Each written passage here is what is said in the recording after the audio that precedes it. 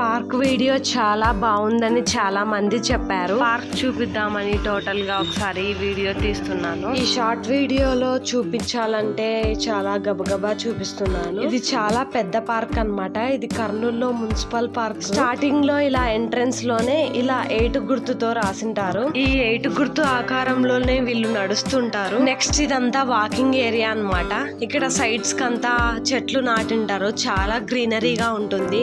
చాలా రకరకాల చెట్లు నాటింటారు. మనం ఎప్పుడు చూసింటాం కూడా. ఈ పార్కు కిలోమీటర్ కి పైగానే ఉంటుంది. ఇదంతా గ్రీన్ ల్యాండ్ అన్నమాట.